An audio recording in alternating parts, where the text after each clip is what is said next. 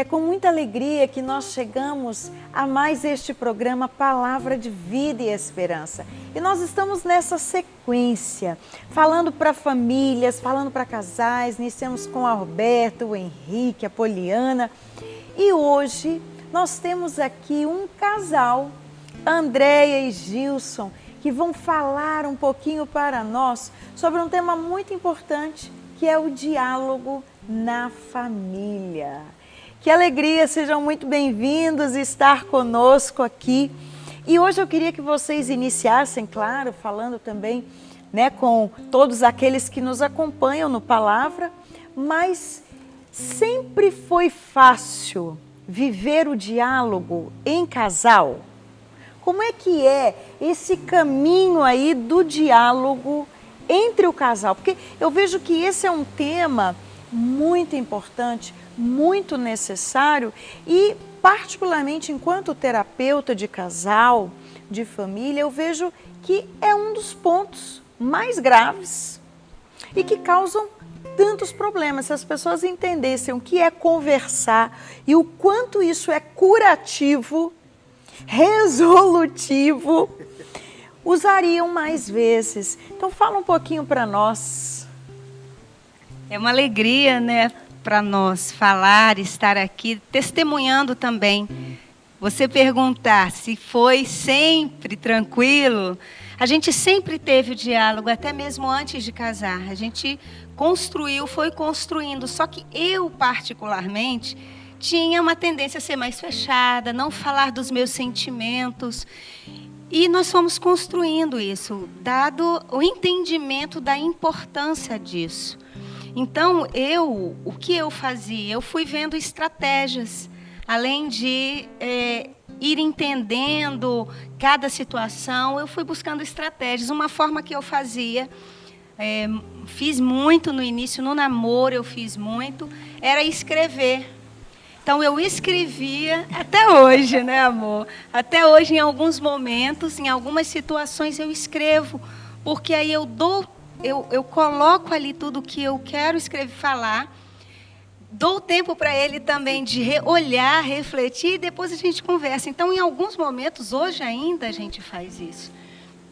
Então, isso foi uma estratégia que eu usei, e até digo para muitos casais fazerem isso, É interessante que, olhando a nossa trajetória, quando a gente namorava, realmente eu vi essa dificuldade na Andréia de poder se abrir e falar o que ela estava sentindo. Engraçado que isso me gerava irritação. Eu ficava irritado, porque queria ouvir o que ela tinha para dizer. Andréia se fechava. Mas hoje, na atualidade, a gente percebe que a gente aprendeu muito. Por exemplo, a Andréia colocou a questão dela escrever, E uma coisa que a gente também aprendeu muito é a maneira de acessar o outro. Quando eu quero falar alguma coisa, alguma reclamação para a Andréia, alguma coisa que está se repetindo 1, 2, 3 vezes, eu já estou treinando em abordar a Andréia de forma que não trave, que não torne ela reativa. Então eu vejo que ela também tem feito esse exercício e eu tenho melhorado muito. Mas, sabe, Raquel, eu respondo a sua pergunta da seguinte forma. Não foi sempre algo assim maduro, que flui, não. Mas a gente tem percebido um progresso. A gente conversar, ajustar.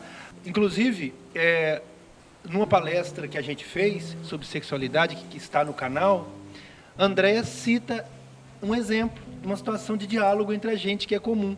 Por exemplo, antes da gente namorar, ter nosso momento de intimidade, acontece muitas vezes, já aconteceu, de nós sentarmos para conversarmos, ajustarmos algumas coisas que estavam ali meio tortas, e a noite acabou muito bem, muito maravilhosa, acontecendo até perdão nesses momentos. Então, assim, e nós, hoje, a gente reconhece, sabe, Raquel, a necessidade o que é interessante, Jesus, quando você diz assim, a gente está amadurecendo, a gente está aprendendo. Porque muitas vezes a gente tem em mente que já entra no casamento sabendo conversar.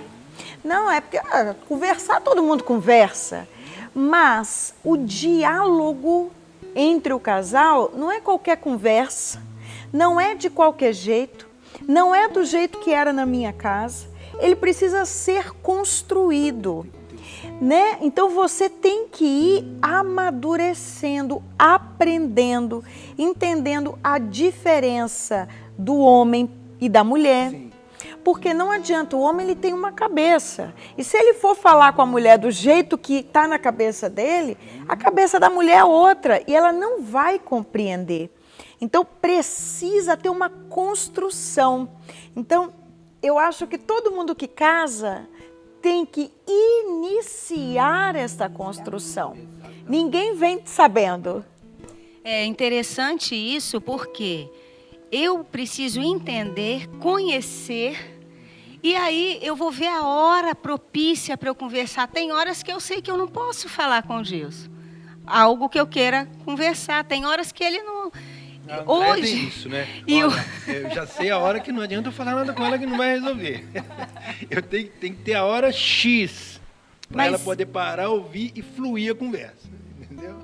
Foi isso que a gente foi entendendo e vendo assim, né, no casamento. Isso a gente foi amadurecendo e está amadurecendo. E a gente ajuda o outro, até mesmo em dizer, agora eu não estou querendo conversar. Então, muitos casais não fazem isso. Não, agora eu estou com a cabeça muito cheia, não estou conseguindo pensar isso. E não é conversar de qualquer coisa. Ah, vamos conversar. A gente conversa muito sobre os filhos, sobre as contas, mas Raquel, é conversar de nós. E sabe, isso é muito importante para você evitar conflitos no casamento e evitar desgaste. Você respeitar a hora do outro, saber o jeito do outro, como que você vai abordar. Nossa, eu vejo em mim, André, como que isso elimina muitos momentos que poderiam ser de tensão, de irritação e fechamento de não querer conversar. O que eu acho importante também da gente pontuar, infelizmente já estamos chegando no final do nosso programa, mas que eu acho muito importante da gente pontuar, o diálogo, ele precisa ser visto como primordial. Sem dúvida. Então, uma das coisas que a Andréia disse, quando eu entendi que isso era importante, se o diálogo não é visto como primordial, se a gente não compreende que se eu não aprender a conversar com o outro, se o outro não aprender a me acessar, nós não vamos chegar muito longe. Não adianta dizer, mas eu amo. Amo de boca fechada, não vai construir uma casa, não vai construir uma base. O diálogo, ele é uma construção. Então eu pediria a vocês que nesse fechamento, vocês deixassem esse incentivo aos casais que podem ser recém-casados ou podem já ter 40 anos de casado. Esse incentivo, é tarde demais para procurar o diálogo ou não? O que é que vocês incentivam e orientam? Jamais, né? Nunca é tarde. Por quê? É aí que você vai descobrir a riqueza do outro. Então, muitas vezes tem marido ou esposa, não, ele não quer conversar. A gente, às vezes, recebe muito isso das esposas, dos esposos. Não, ele não se abre a conversa. Não desista, invista, vai fazendo. Além de rezar, você pode rezar pedindo a Deus para abrir esse meio, né, essa possibilidade aí para vocês dois. Eu reforço o que já coloquei aqui na nossa conversa. Que procure conhecer a hora do outro, o momento do outro, a hora de acessar um ao outro, porque isso é fundamental. Eu perceber o momento de eu chegar e conversar e colocar uma situação, resolver uma situação. Isso é fundamental. E é começar. Eu decido por começar esse processo de um diálogo no meu casamento, na família, e a coisa vai se construindo. E é importante a gente deixar aqui claro, né, Gilson, que você também é terapeuta de casal.